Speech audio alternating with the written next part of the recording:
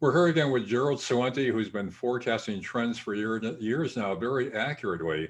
And Gerald, among your latest forecasts is the Biden bounce. We will see a Biden bounce because of all the stimulus money, I guess, but it's going to be short-lived, correct? Yeah, and it's going to go on around the globe. I mean, they're going to be opening up, in late spring, summer, and people are dying to get out, and so the whole thing is going to bounce up, and all the prostitute media, the mainstream media, is say, "See, it's coming back. Look at the GDP; it's up, Right.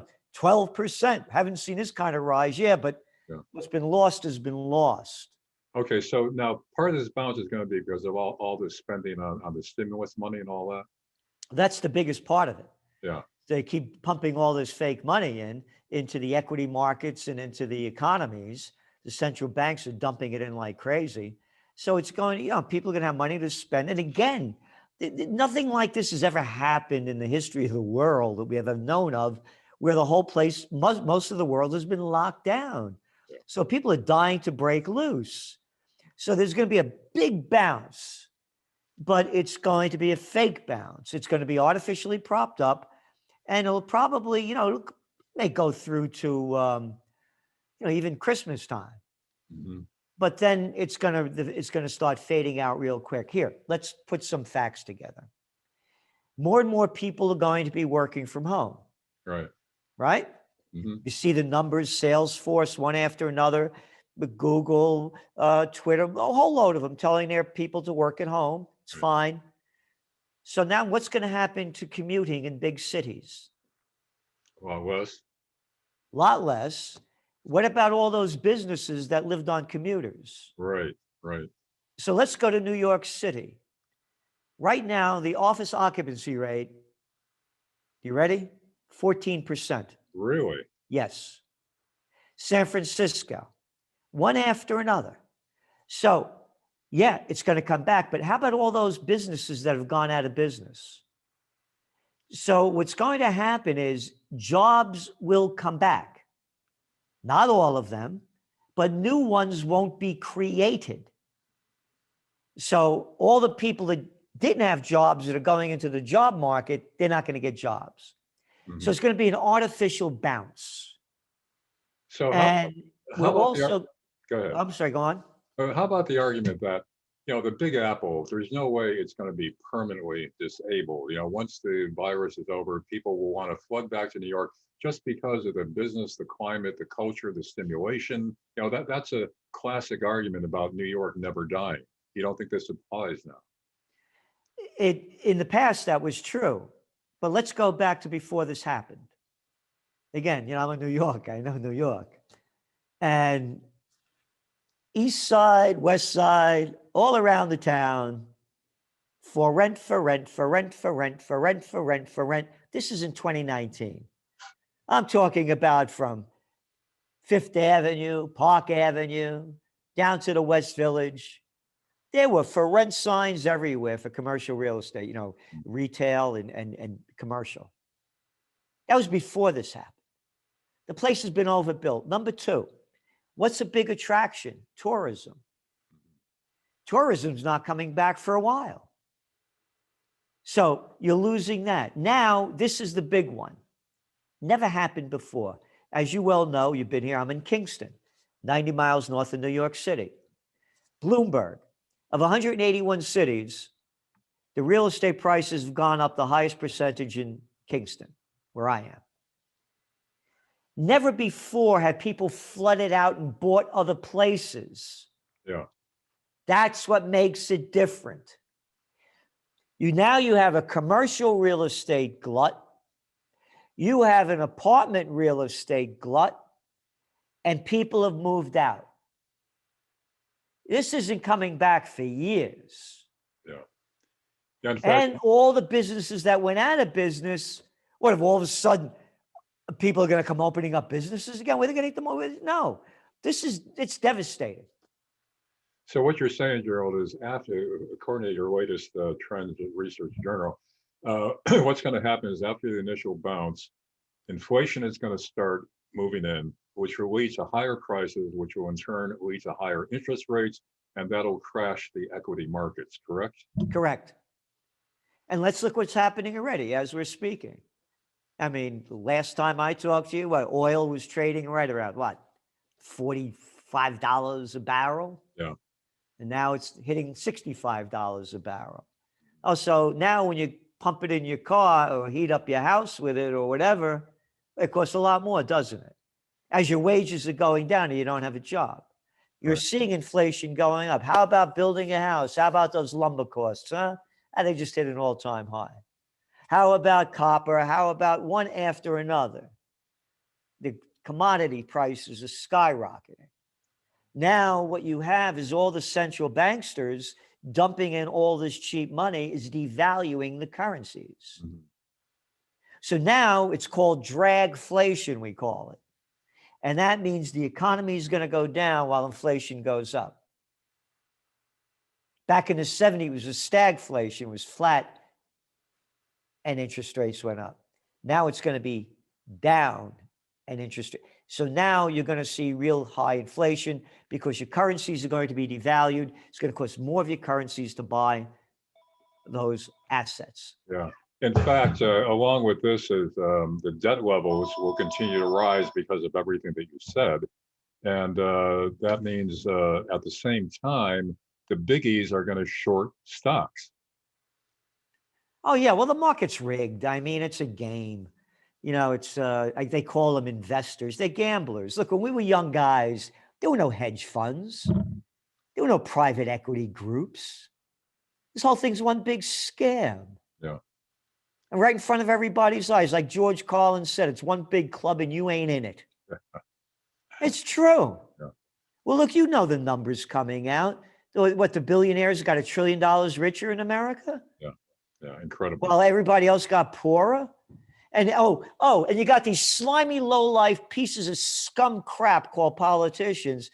You shut down your business. It's not essential. But Walmart's essential. Target's is essential.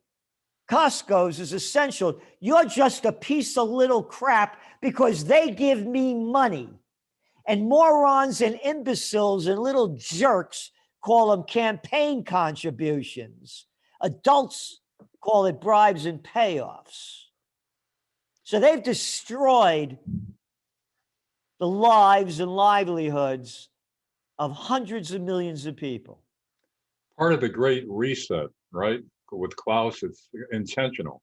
It's right there. It's in his book. Yeah. Davos. Yeah. So, but again, you know, when it starts going down, the bigs are going to short the stock, which means there's a huge wealth transfer to the bigs again, as you said in the journal. You got it.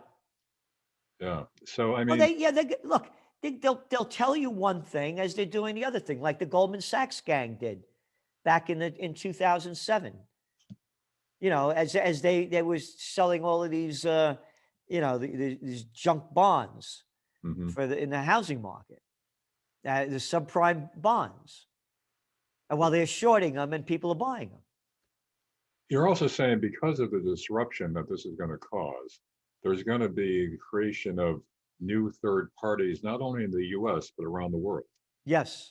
They're tired of the establishment. Again, just recently, another poll came out showing the amount of Americans that are dissatisfied with both political parties. And it's all over the world. But again, they sell out. Look what's happened in Italy. You had the 5-star movement in the Northern League. And the Northern League, both of them, were talking about getting out of the euro, going to direct democracy, the 5-star movement, and pulling out of the Eurozone. And who do they bring in now to run the country as prime minister? Both groups.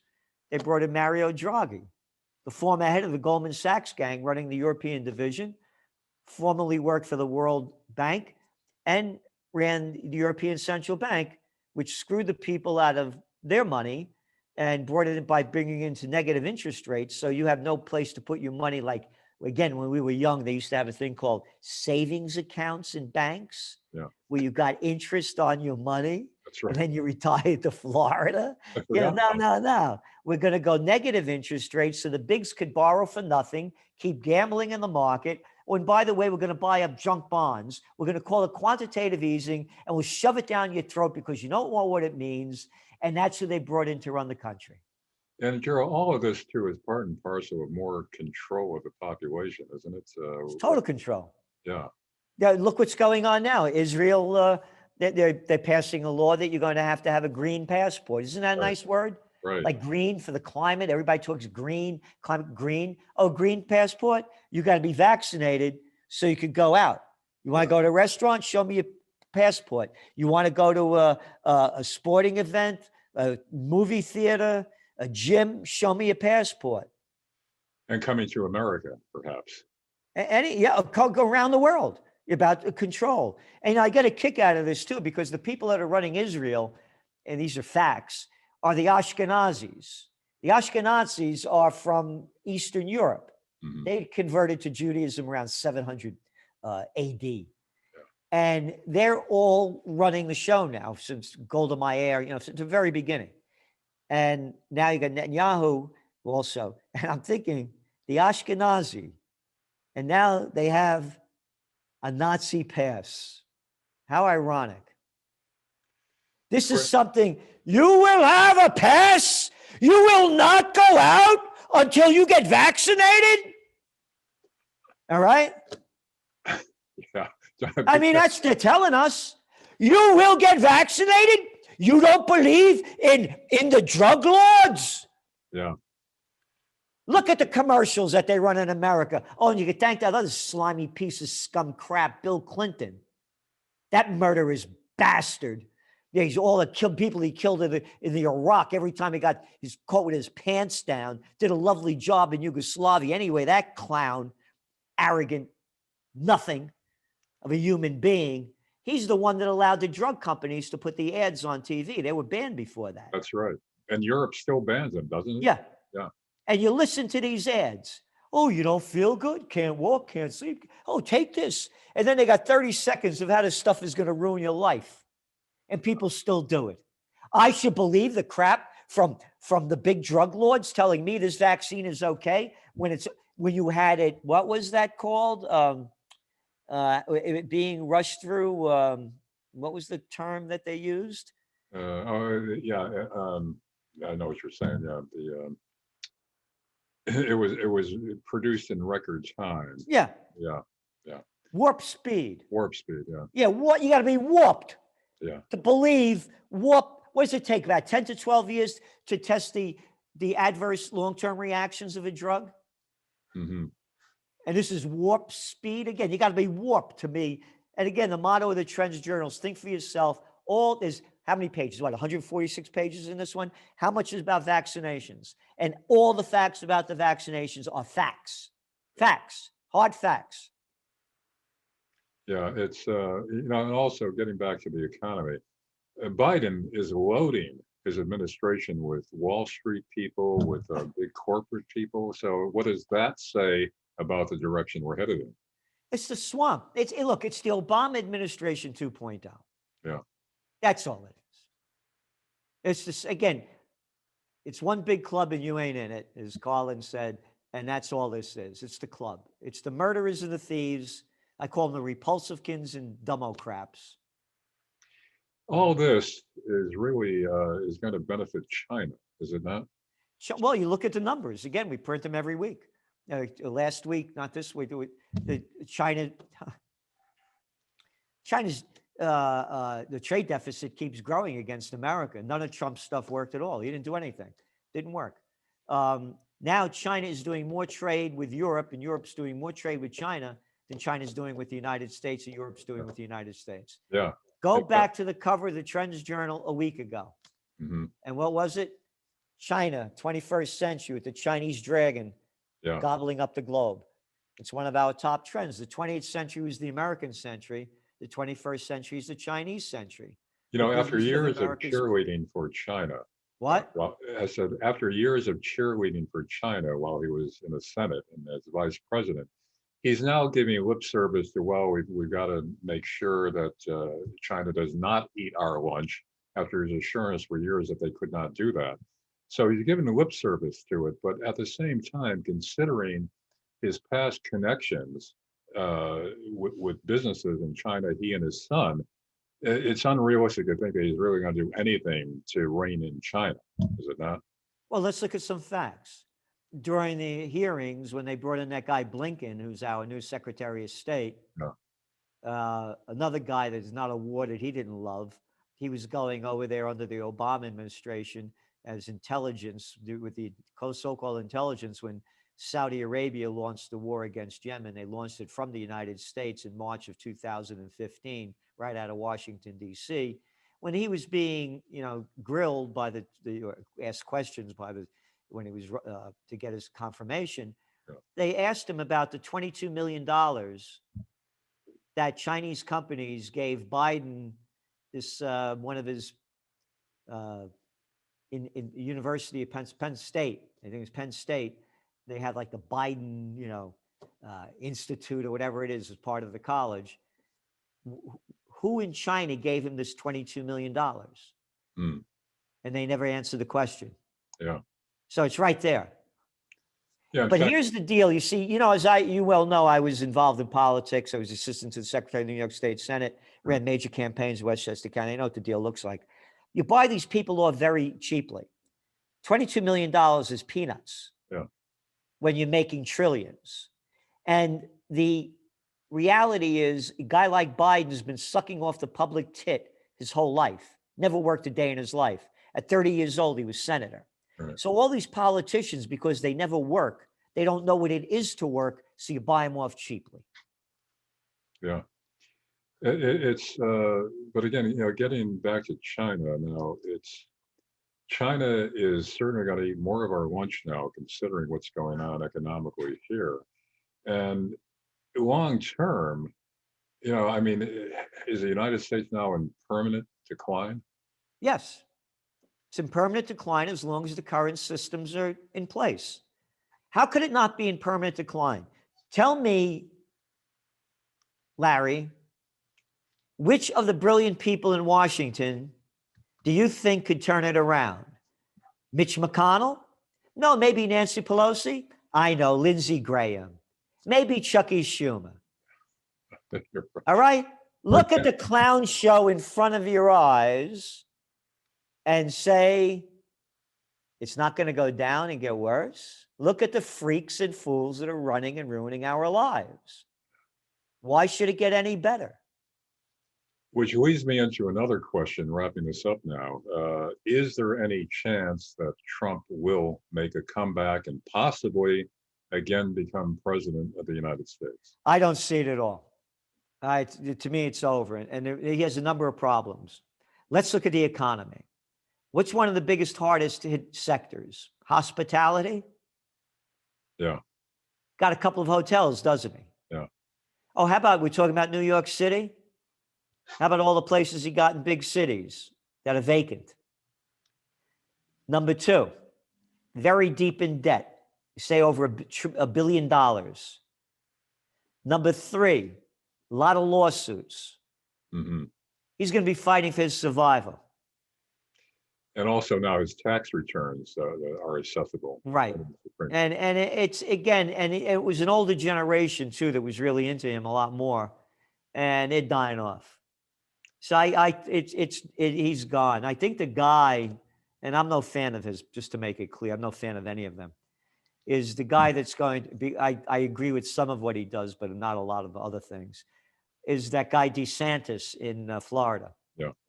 I think he's going to be the front runner because he kept Florida totally open. And when you look at the data, and there's a whole big article in the Trends Journal about Florida doing so much better economically without having locked down, yeah, and the death rates and on. They're way, it's like Sweden. Sweden didn't lock down, and the prostitutes say, well, they have a higher death rate than other Nordic neighbors. Yeah, okay. But they didn't lock down, and they have a much lower death rate than a lot of the world, including France, Italy, Spain, Portugal, Belgium, on and on and on. But we won't talk about that. So DeSantis, I think, right now is the front runner in the Republican Party. So then you don't even see Trump playing a role as a leader of the Republican Party? No, or they don't. He was never a member of the club, and that's why he's out. Because the Republicans didn't stick by him with the election fraud allegations, of which, by the way, I believe are accurate. There's a great clip from Dick Gregory going back to the 1960s when he was running for president. And he's telling me he was in Chicago and showing how his friend was showing him the voting booths, how you hit one number and another one really comes up. And again, remember, let's go back to 2000. That's not ancient history. Remember those things called hanging chads that brought Bush in? That's a corrupt. Here, I mean, you saw the. I was doing election night coverage, and all of Trump. It was like this: Trump on top and Biden, and all of a sudden, out of Wisconsin, Michigan, Ohio, all these different states, from 130 votes straight up for Biden, without one for Trump. Yeah. So I mean, I'm not 6 years old. You know what I mean? I mean, he didn't get one. So the Republicans didn't stand by him. They didn't fight with him. And I assume that's because they have so many connections themselves with big money, big corporations, all these interests that Trump was rocking the boat on. So that's why McConnell and others tossed him aside. Yeah, well, he rocked the boat for himself. I mean, he brought in the tax cuts that benefited 82% of the tax cuts went to the 1%. He was never a member of the club. That's why he built his own place at Mar-a-Lago. They wouldn't let him in. He's never been a club member. Yeah. And so he was an outsider. And they don't like outsiders. And they're in control. They don't want him there. But despite the control now that the Democrats have both in Congress and in the media, which is being controlled more and more, you still think that somebody like some other Republican like DeSantis has a chance? Oh, yeah, because the media was against Trump as well in the first round. And as you well know, we were the only magazine to call him a winner back in 2016 in May. And it was because the people wanted a new direction. They were tired of both parties. So, yeah, the media, you could beat the media. And if you're a strong enough candidate. Despite the increase in control of information. Yeah, really? You could beat them. Yeah, because the people are looking for a change. But again, I don't know if DeSantis is the guy that can do it. But to me, there's never been, as I said, and never have been in my lifetime of being involved in politics and being a trend forecaster than a new third party right now. Yeah. And among the platforms are going to be anti-tax, anti-vax, and anti-immigration. Yeah. All right, Gerald Celente, I know you have to go, so thanks once again for joining us and giving us a picture of what's ahead. And the Biden bounce is largely an illusion, which will be shattered, you say, probably around Christmas time. Yeah, it may shatter early. Oh, here's the big one, very important. The only thing that'll keep the Biden bounce alive are the equity markets going higher. Mm-hmm. When the equity markets crash, the whole economy is going to collapse. Which it will. It's inevitable, you say. Yeah. Again, the gangsters or banksters, I want to be proper, they're artificially inflating it with all of this cheap money. And again, the economy should have crashed in 2012. And they didn't teach me about zero and negative interest rate policy or quantitative easing or dumping in almost $30 trillion as the Federal Reserve did to banks in between 2007, 2010. They never taught me that in economics 101 or graduate school. Yeah. So they'll make up any scam they can. They're drug addicts. They're money junkies. Junkies will do anything they can, rob, steal, and kill to keep their high going. So that's why it's very hard to forecast when it'll fall. Yeah. So what you're saying is they'll continue with these tricks to keep it propped up, but eventually it's all going to fall apart. Yes. That leads into what you've been predicting now for several years, the greatest depression. Yes. You see, the markets are a facade for the walls. There's no connection between Main Street and Wall Street. When Main Street sees Wall Street go down, then they realize how bad they have it. Gerald Celente, thanks once again for joining us. Stay tuned for a lot of what's ahead. Gerald, thank you. Thank you.